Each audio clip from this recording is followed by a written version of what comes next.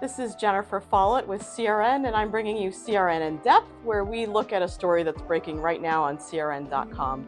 I'm here with Steve Burke. Steve, we just got back from the Best of Breed Xchange conference, an amazing event where you and I had a chance to sit on stage and interview 4 of the industry's premier CEOs. I thought maybe we could start with our first CEO up, which was Antonio Neri, and just each one of us talk about what we felt like were the real strong takeaways. So Antonio Neri, CEO of Hewlett-Packard Enterprise.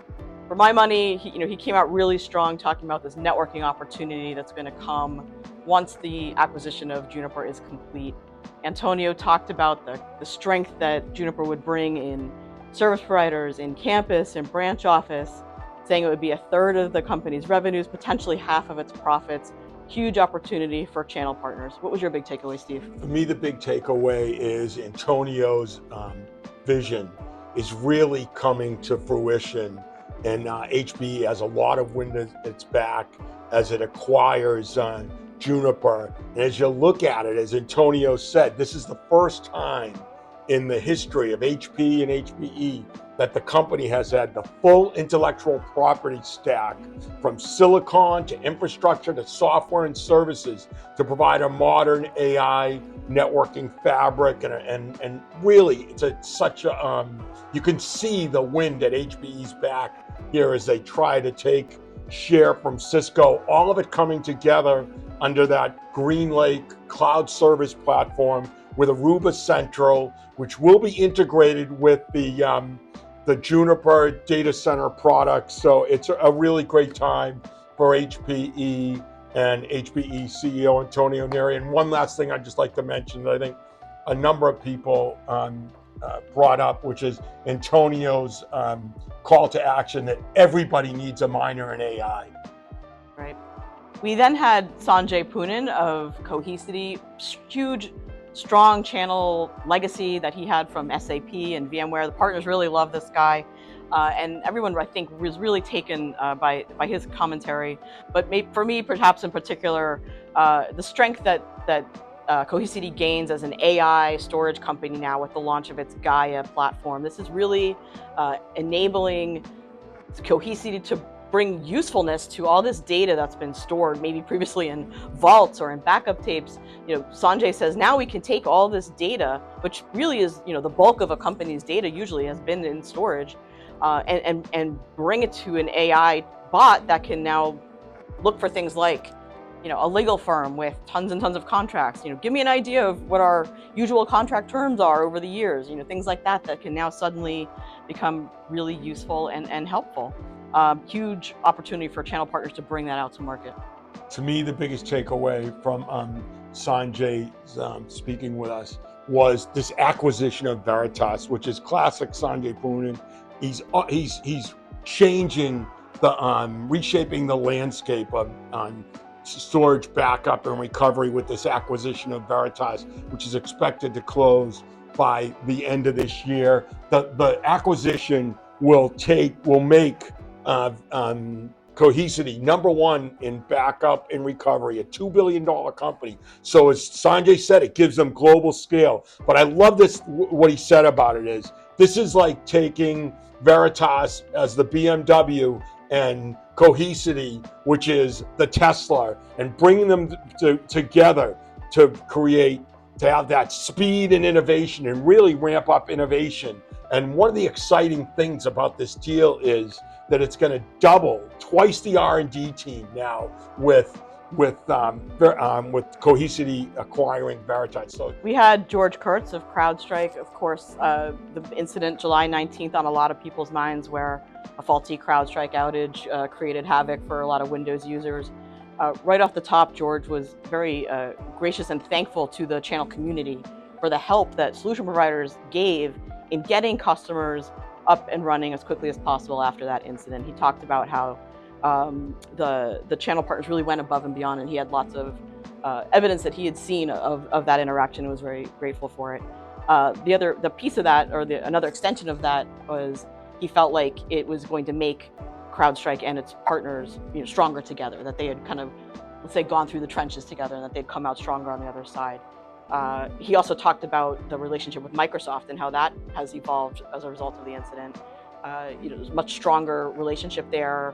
CrowdStrike had their Falcon event, and CEO of Microsoft joined him, via teleconference and talked about the way that they would work together going forward. And we asked George, is that going to make Windows a stronger, more resilient platform? And he said yes, he felt like it would, that was the goal. One other thing that he mentioned, you were actually talking to him about the threat landscape, that really struck me was where he talked about how CrowdStrike has discovered that there have been incidents. I think he said about 100 different North Korean operatives that have infiltrated IT departments and are using that as a way in to gain access to systems and to data. Huge security problem. I just thought that was really interesting that that's going on, and that CrowdStrike was able to find that and give some companies a heads up of like, hey, someone's in here doing something they shouldn't be doing. It's amazing they were able to discover that and go to these companies and get it dealt with.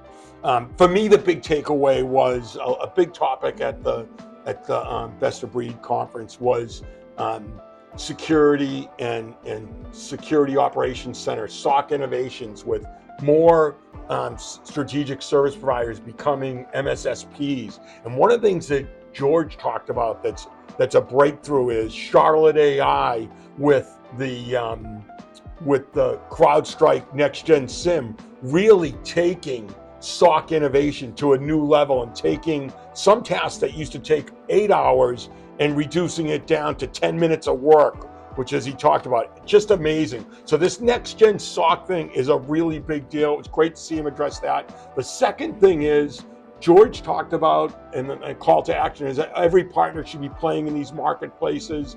George talked about the power of those marketplaces, reducing friction, including the AWS marketplace, where they do more than $1 billion, but also he talked about the Falcon Flex licensing model, which is again aimed at almost like the marketplaces do. You commit to credits, the more credits you get, the bigger your discount.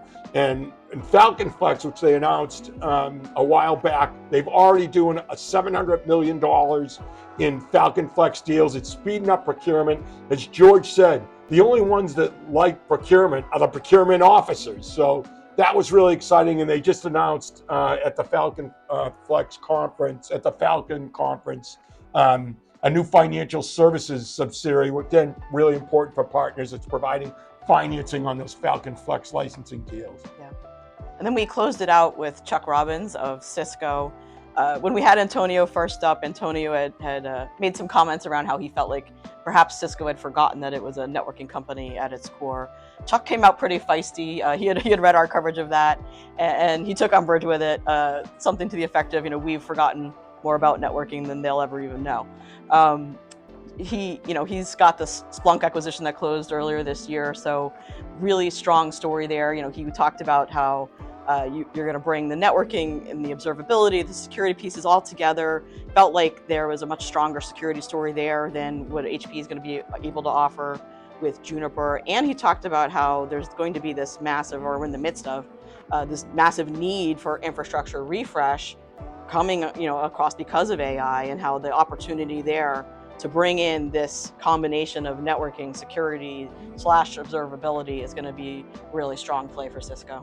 For me, the big takeaway is there's been no better company providing bigger incentives to really make these big transitions for the channel than Cisco. It's kind of in their DNA and kind of at their core. So to hear Chuck talk a little bit about former Splunk CEO Gary Steele coming in and now as president of go-to-market, looking at evolving the partner program and really making sure that the partners and the Cisco sales force are aligned with a new incentives to really make this, Splunk, Cisco networking, AI, security, observability transition was a big deal. We're going to be seeing in the next few weeks, at the Cisco Partner Conference, Cisco is going to provide some details on this, so we'll be looking for that. Sounds like a new incentive structure for partners and the Cisco sales teams to stay aligned. And also, again, this talk about the service provider model and the strategic service provider model. Chuck talked about, more Cisco strategic service providers becoming MSSPs, and really Cisco modernizing again the SOC with this new model, and that customers want to buy as in a service provider model. Yeah. So those were some of the key highlights that came out of the Xchange Best of Breed conference in Atlanta this week. There's a lot more coverage on CRN.com. Steve, thanks for joining me and sharing your insights. This is CRN In Depth.